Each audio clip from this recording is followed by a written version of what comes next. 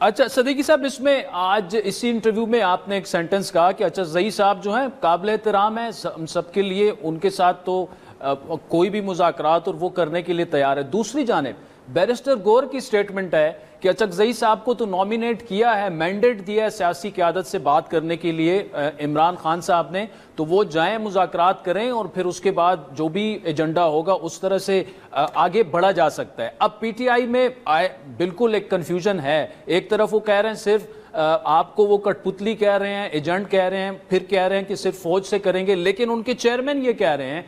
तो फिर अचकजई साहब से क्यों ना मतलब खुद राब्ता करके आप हुकूमत वक्त हैं, कुछ ना कुछ तो मुज़ाकरात का आगाज हो सकता है, बात किसी अच्छी तरफ चली जाए।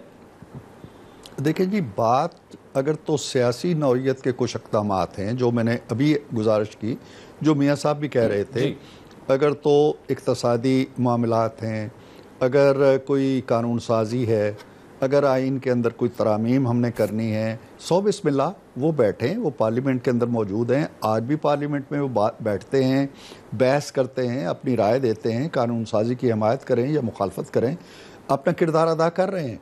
वहाँ उनसे बात भी हो सकती है, मुज़ाकरात भी होते हैं, रोज़ होते हैं। लेकिन ये कहना कि जी इसको हम एक वसीतर डायलाग में बदल दें अचकजई के हवाले से, अब मामला खान साहब का ये है कि अचकजई साहब से भी, अगर अभी मैं हाउस से निकल रहा था तो उनसे मेरी मुलाकात हो गई, वो साफ़ियों में गिरे हुए थे, तो मैंने उनसे ये नहीं पूछ सका, लेकिन उनका बड़ा एहतराम है हमें, इसमें कोई शक नहीं है। मेरा ज़ाती तौर पे उनसे कोई 12-15 साल का ताल्लुक़ है और बड़ा दोस्ताना ताल्लुक़ है। मियाँ साहब उनका बहुत एहतराम करते हैं, ज़ाती तौर पर, शख्सी तौर पर, एक जमहूरियत के जिद्दोजहद करने वाले शख्स के तौर पर उनका बड़ा एहतराम है। हम सब उनको मोहतरम समझते हैं। लेकिन क्या वो खान साहब के बिहाफ पे कोई ज़मानत किसी को देने की सलाहियत और अहलियत रखते हैं? नहीं रखते। उनसे अगर तन्हाई में आप पूछिएगा कि अगर आप एक कमिटमेंट करके जाएंगे तो खान साहब ऑनर करेंगे, वो नहीं कह सकते। खान साहब अपनी ज़मानत नहीं दे सकते।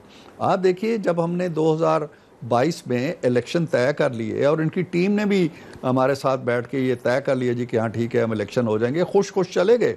खान साहब पेशावर में थे, वो कहने लगे नहीं, मैंने तो हमला करना है इस्लामाबाद पे, 25 मई को जाना है और इलेक्शन में खुद लेके आऊँगा। उन्होंने ठुकरा दिया। उन्होंने कहा जी हम कमिटमेंट करके आए हैं, इससे ज़्यादा हमें क्या चाहिए कि नए इलेक्शन मान गई है हुकूमत। खान साहब ने नहीं माना, तो उनकी कोई ज़मानत नहीं दे सकता। अचकजई साहब भी नहीं दे सकते। मौलाना फजलुर रहमान को भी इस हकीकत का इल्म है, इसीलिए वो उस कश्ती पर सवार होने से गुरेज़ा हैं। उनके भी आप पे कोई ज़मानत नहीं दे सकता, खुद पीटीआई भी नहीं दे सकती। ये बैरिस्टर साहब हों या रऊफ़ हसन हों या कोई और हो, वो जो मर्ज़ी कहते रहें, वो हरफ़े आखिर वही होगा जो खान साहब कहेंगे। अगर उस हरफ़े आखिर से दाएँ बाएँ ये हो जाते हैं, ज़मानतें दे जाते हैं, कोई उस पर कायम होने वाला पीटीआई कायम नहीं रहेगी। वो तो मामला ये है कि मुज़ाकरात के लिए जो फ़ज़ा, जो माहौल, जो एतमाद चाहिए वो नहीं है, और ना ही वो इस सिद्ध के दिल से कोई इस तरह के मुज़ाकरात की ख्वाहिश रखते हैं। वो रियायतें चाहते हैं। रियायतें जो है वो मुक़्तदर हल्के दे सकते हैं, देना चाहें तो दें।